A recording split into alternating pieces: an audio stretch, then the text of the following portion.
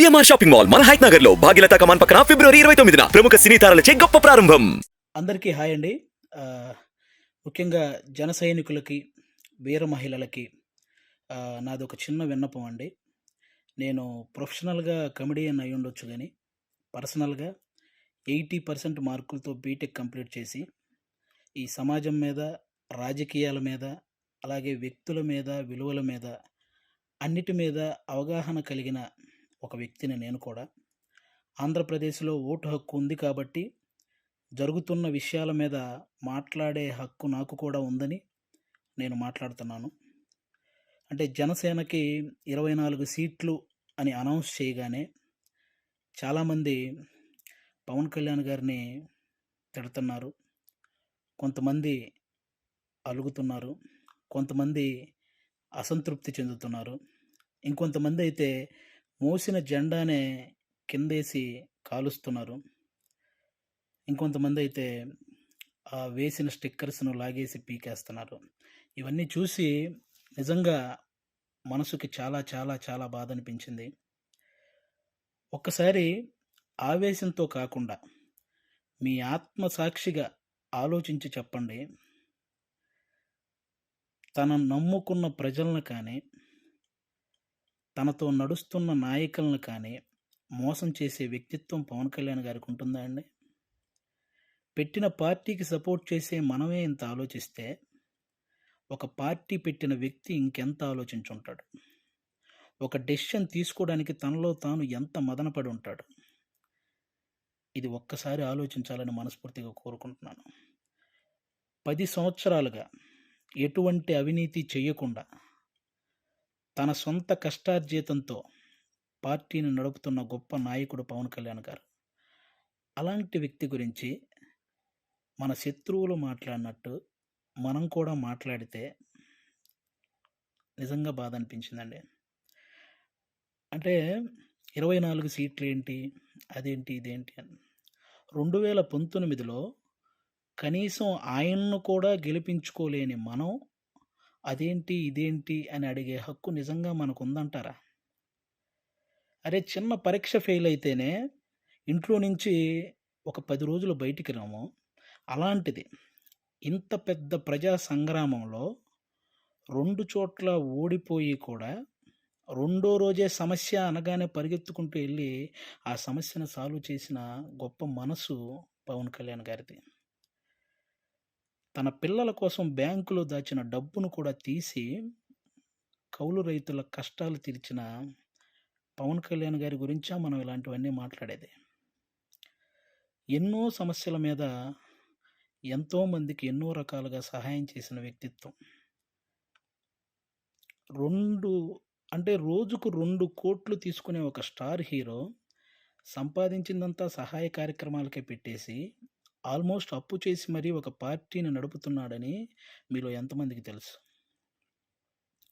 అలాంటి పవన్ కళ్యాణ్ గారి గురించి మనం ఎలా పడితే అలా మాట్లాడేస్తున్నాం.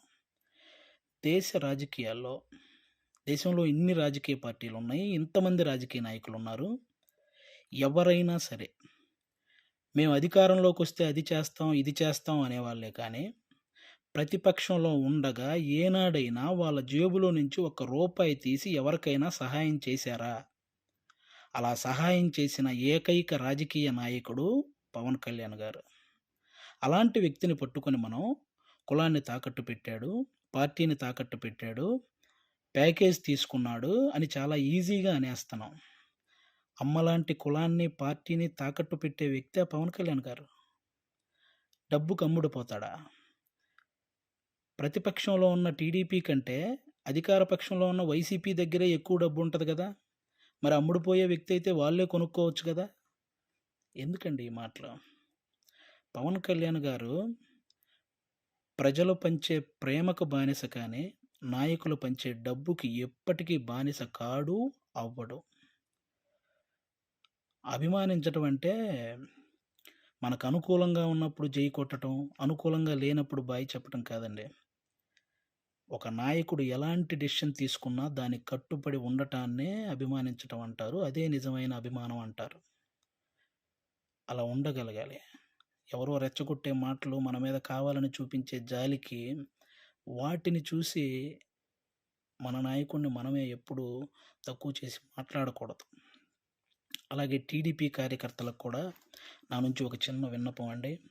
2014లో ఒక్క సీటు కూడా ఆశించకుండా పూర్తి మద్దతు చంద్రబాబు నాయుడు గారికి ప్రకటించారు. ఆ త్యాగాన్ని గుర్తించాలని మనస్ఫూర్తిగా కోరుకుంటున్నాను.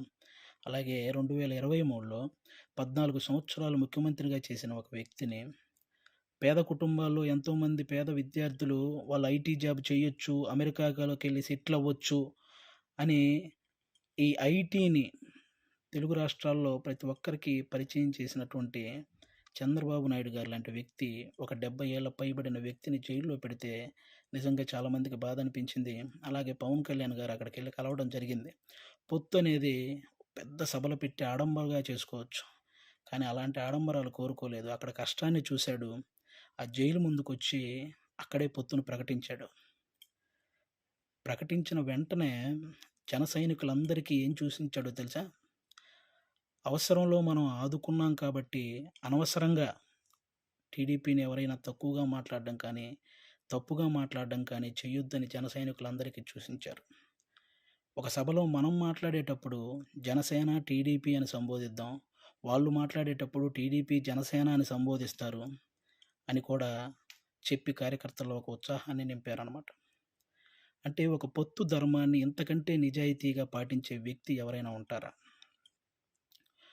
ఎక్కువ సీట్లు తీసుకొని ఇన్నే గెలిచాడా అనిపించుకోవటం కంటే, తక్కువ సీట్లు తీసుకొని అన్నీ గెలిచాడు అనిపించుకోవటం కరెక్ట్ అని భావించి 24 సీట్లకే పరిమితం అయ్యారు. కాబట్టి టీడీపీ కార్యకర్తలందరికీ రేపొద్దున ఆ 24 చోట్ల టీడీపీ కార్యకర్తల ఓటు ట్రాన్స్ఫర్ ఖచ్చితంగా జనసేనకు జరగాలి. ఆయన త్యాగాన్ని రుణం తీర్చుకోవాల్సిన సమయం వచ్చిందని నేను అనుకుంటున్నాను. అలాగే పవన్ కళ్యాణ్ గారి మాటని గౌరవించి జనసేన కార్యకర్తలు కూడా టీడీపీ నిలబడ్డ ప్రతి చోట ఆ ఓటు ట్రాన్స్ఫర్ జరగాలని మనస్ఫూర్తిగా కోరుకుంటున్నాను. చాలామందికి ఈ 24 సీట్లు ఏంటి, అదేంటి అని అసంతృప్తిగా ఉన్న వాళ్ళకి ఒక చిన్న ఎగ్జాంపుల్ చెప్తాను. మహేంద్ర సింగ్ ధోని క్రికెటర్ మీ అందరికీ తెలుసు. ఆయన వచ్చిన కొత్తలో స్టార్టింగ్లో డకౌట్ అయ్యాడు. ఆ తర్వాత మంచి మంచి షాట్లు కొట్టి ఒక 24 పరుగులు చేశాడు. ఇతనిలో గేమ్ ఉంది అని అందరికీ తెలిసేలా చేశాడు. ఆ తర్వాత గేమ్ చేంజర్ అయ్యాడు. ఆ తర్వాత గేమ్ విన్నర్ అయ్యాడు. ఫైనల్గా క్రికెట్నే శాసించాడు. మన నాయకుడు కూడా అంతే. స్టార్టింగ్లో 2 చోట్ల ఓడిపోయి ఉండొచ్చు. ఇప్పుడు 24 సీట్లతో అసెంబ్లీలోకి 21 సీట్లతో అసెంబ్లీలోకి వెళ్ళొచ్చు. 3 పార్లమెంట్ సీట్లు గెలవచ్చు. రాజకీయం బాగా తెలిసినవాడు అని అందరూ అనుకోవచ్చు. ముందు ముందు ఆయనే గేమ్ చేంజర్ అవ్వచ్చు. ఆయనే గేమ్ విన్నర్ అవ్వచ్చు. మీరు చూస్తుండగానే ఈ రాజకీయాల్ని శాసించొచ్చు. కాబట్టి ఎప్పుడు ఎవరిని తక్కువగా అంత ఈజీగా ఒక పార్టీ నడిపే అధ్యక్షుడు ఎంత ఆలోచించుంటే ఇవన్నీ చేస్తుంటాడని గుర్తుపెట్టుకొని మాట్లాడాలని మనస్ఫూర్తిగా కోరుకుంటున్నాను. ఆయన నిలబడ్డ 24 సీట్లు గెలిపించి ఒక మంచి పొజిషన్లో ఉంచండి. మన మనసులో ఉన్న పొజిషన్‌కి ఆయనే చేరుకుంటారు. థ్యాంక్ యూ అందరికీ. అంటే 10 సంవత్సరాల నుంచి పార్టీ నడుపుతున్న ఒక వ్యక్తికి 10 సీట్లు తగ్గగానే ఎలా పడితే అలా మాట్లాడుతుంటే 2 డేస్ నుంచి ఏం చేయాలో అర్థం కాక ఒకసారి నేను మాట్లాడాలనిపించి మాట్లాడాను. తప్పు మాట్లాడుంటే క్షమించండి. కరెక్ట్ మాట్లాడుంటే కన్విన్స్ అవ్వండి. Thank you. జై హింద్. జై జనసేన. Thank you.